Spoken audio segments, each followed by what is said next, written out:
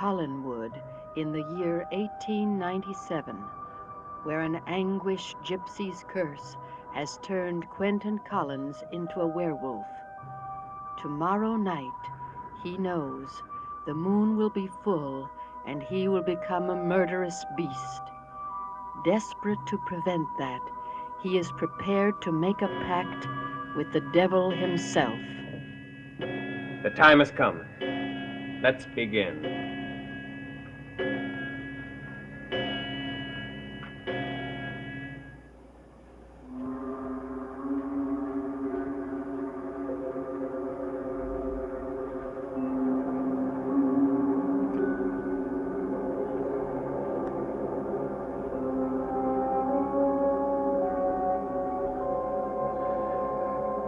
Prince of Fire, hear my plea.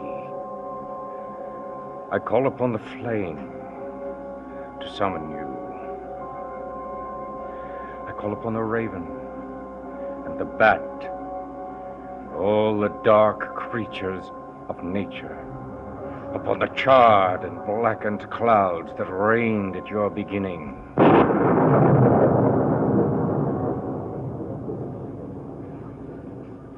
I summon you in the name of the 7 plagues, of thunder clouds that weep with nightshade, in the name of every spirit that still cries out to you and bends against the rasp of the wind, from the subterranean rivers of blood from which the demons have drunk, from the smoke of torment which rises forever and ever. I evoke you. Appear to us, Satan.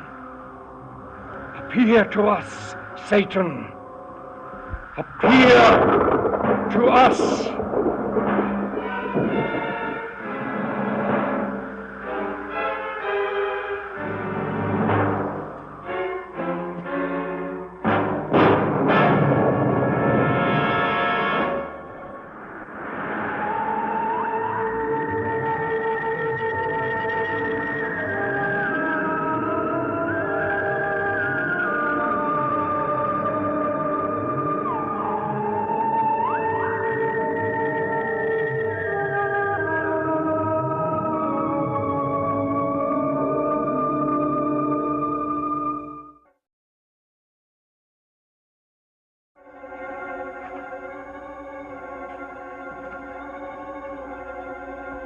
Is he ill?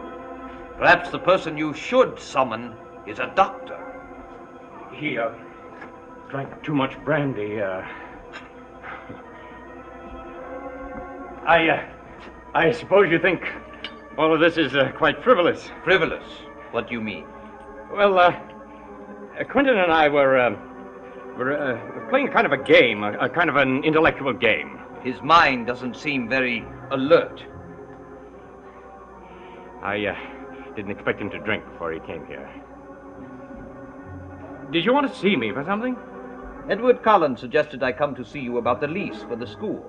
But you seem to have far more important things on your mind tonight. Oh, no. Just a way of passing the time. It's of no consequence.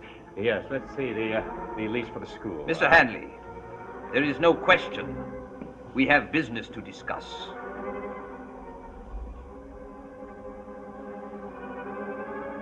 But this is not the time for it. You shall hear from me later.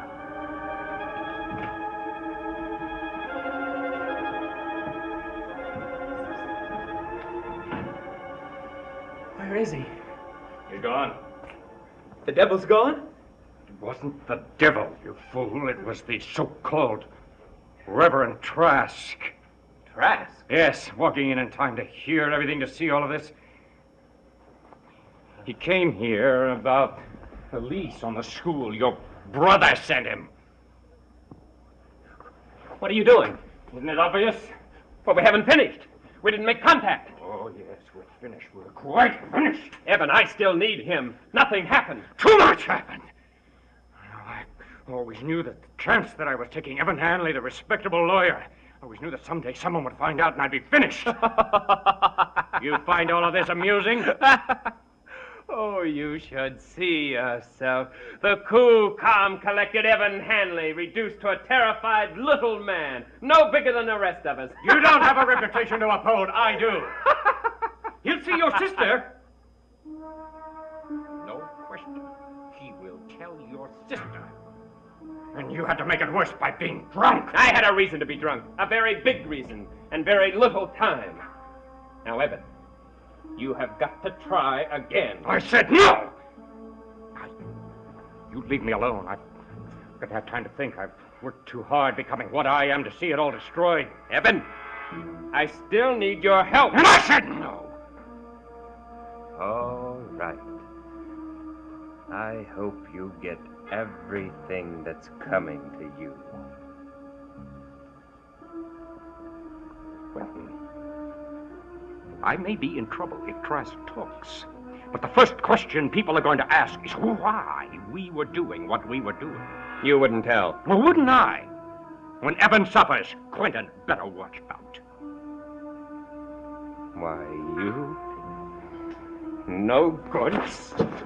Save your animal instincts for tomorrow night. I could kill you. I believe it. Get out of here. And you stay out.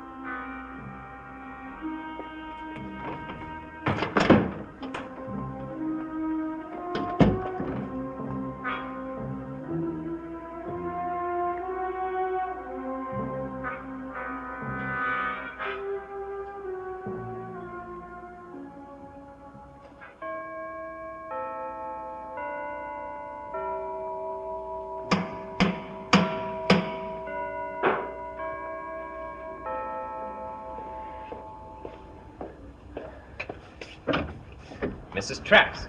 Oh, I was just passing by. Is your sister at home? No, she's not.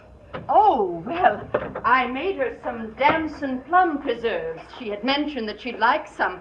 Has she been gone long? Is she expected back soon? I have no idea. Oh, well, Mr. Collins, one more question, if I may. About my husband. What about your husband? Well, he said he was coming here. When did he say that? Late this afternoon. Oh. No, Mrs. Trask. I haven't seen him either. Oh, well, perhaps he and Judith left together. Or perhaps he met her in town? I don't think they're together at all. I did want Judith to have these preserves tonight, so that she could have them for her breakfast in the morning. How about a drink, Mrs. Trask? I don't drink. Are you always this devoted? Devoted? To your husband? Willing to sit here patiently, plum preserves in hand, waiting for the moment when your husband and my sister come home together? You just said you didn't think they were together. I was presuming, Mrs. Trask, to put my opinion against yours. My sister admires your husband a great deal. We both admire her a great deal. Sure you won't have a brandy with me? I told you I do not drink. The Reverend Trask does not approve of drinking, particularly in women. Oh, isn't that strange? Dear Sister Judith nips away at the brandy quite frequently. And you yourself said that you both admire her tremendously. They always do drink. They go to the theater. Who are they, Mrs. Trask? I don't think that I'll wait any longer. Tell your sister that I'm sorry I could not stay. And I hope that she enjoys the preserves. Can I give your husband a message when he brings my sister home? No, I will speak to him myself later.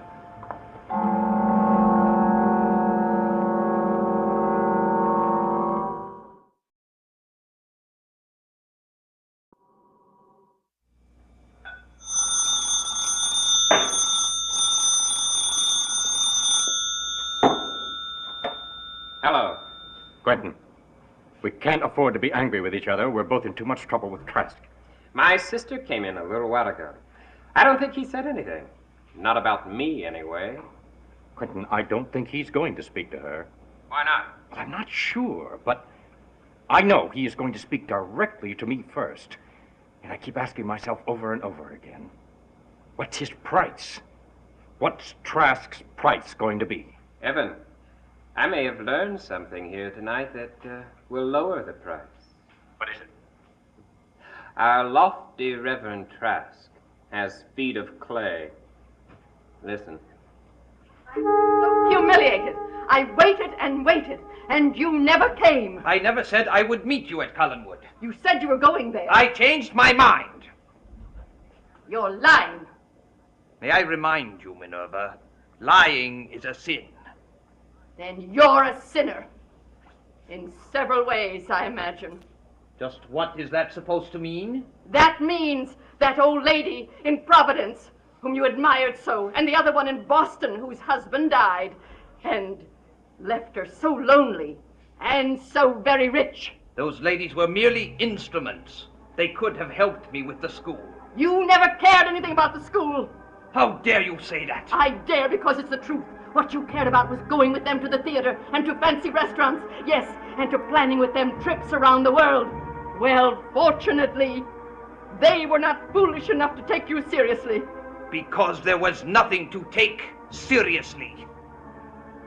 You and your hysterical charges are a constant embarrassment to me, Minerva. And I warn you, I will see an end to them. You dare to call them hysterical charges, you dare! Where are you going? I have had enough of your irritating behavior. You're going to see Judith Collins. My dear, if I do see her, it will be on school business, no matter how it may seem to you. I want the school to become a monument to both of us, Minerva. To both of us. Something that will remain forever, even after you and I are dead and gone.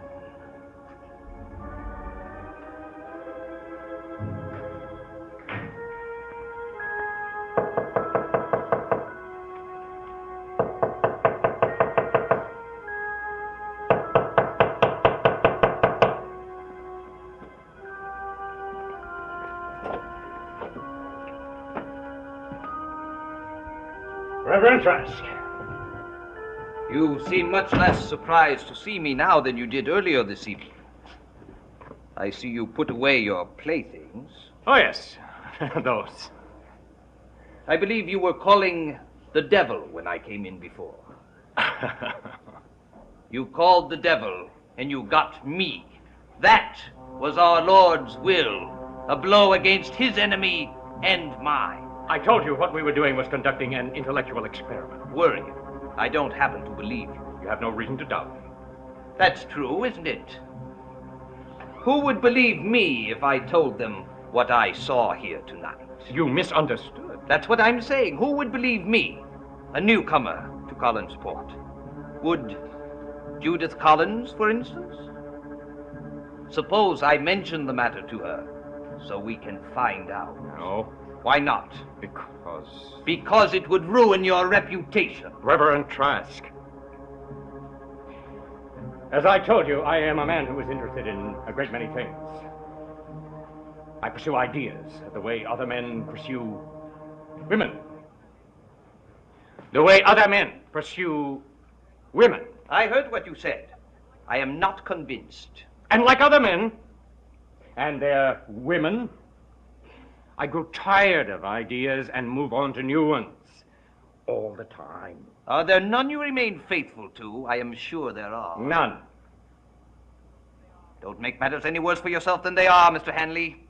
A man does not become a Satanist casually. Yes, Mr. Hanley, a Satanist. You are one, aren't you? Deny it now, and I will destroy you completely. Go ahead, Mr. Hanley, deny it, so I can destroy you with a clear conscience. And if I don't deny it? Then you are facing truth, and there is hope for you. Then let us say that I am more familiar with it than most men. And more familiar with it than you want any man to know. Yes. But I am not just any man, Mr. Hanley. I am merciful. I might even be willing to spare you. In other words, Reverend Trask, you want something from me. Yes, I want something from you. Well, all right. Tell me what my reputation is worth. How may I serve you, Reverend Trask? I hope you are very good at those black arts of yours, Mr. Hanley. Very good indeed.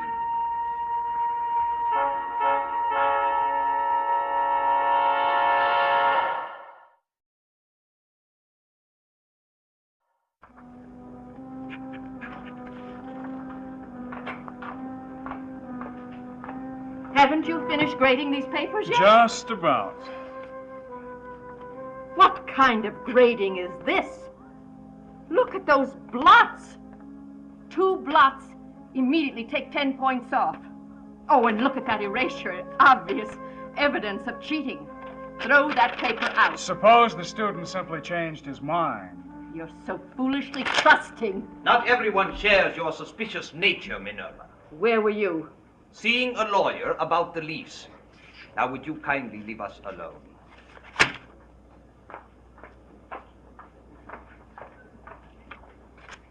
Grading papers. Now, that takes me back to the days when I was a young teacher. Seems so long ago. My first class. I stood there reciting Amo, Amas, Amat. Translate that, Mr. Shaw. I love, you love, he loves. Very good. You're not happy here, are you? You have taught me to endure it. I asked you a question, answer it. No, I am not happy here. Timothy, I think perhaps you and Charity should go away. Start a life of your own. Would you let me leave? Would I have mentioned it if I wouldn't? There's a reason for my bringing it up at this time. The gentleman I have just seen, Evan Hanley. I told him you were very clever. Why did you do that? Because he asked me if I knew someone who could help him proofread an old Latin manuscript. I told him you could. He could help you get a job somewhere. Then you'd really let me leave? Yes, I would. You know, it would mean you're losing Charity as well. That would be painful, but I would still have Mrs. Trask. Reverend Trask, I must say there may have been times in the past when I misjudged you. But I have never misjudged you, Timothy.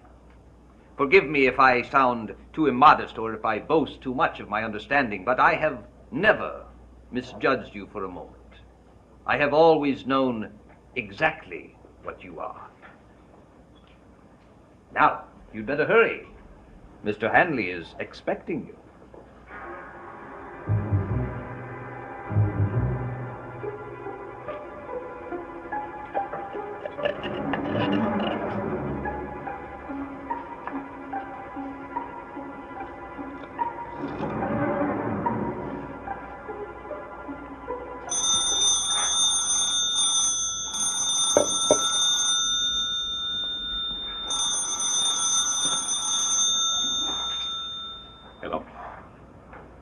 He's just left. Is everything ready? It will be by the time he gets here. The liquid is ready. I have only to paint the edges of the pages before he comes. You're sure it will work? It will work. I will ask him to do a précis of the book. By the time he's finished, our purpose will be accomplished. Good. He really has airs about his Latin. I am happy he will have a chance to use it in such a useful way.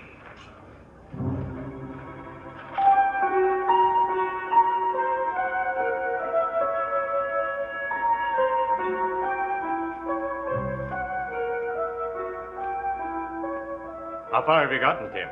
I'm about halfway through. Good. Are you having any trouble with the Latin? No, none at all. The only trouble I'm having seems to be with these pages. They're so thin they stick together.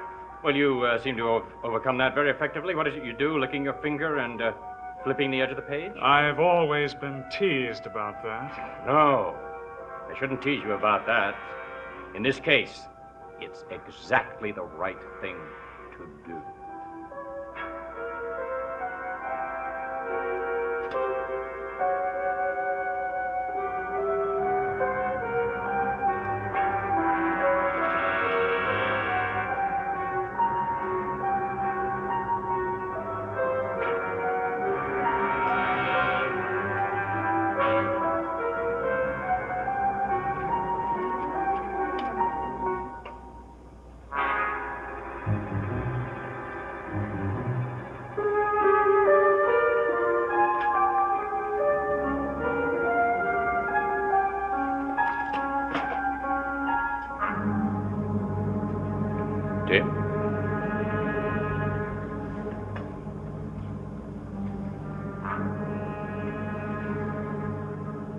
Who are you?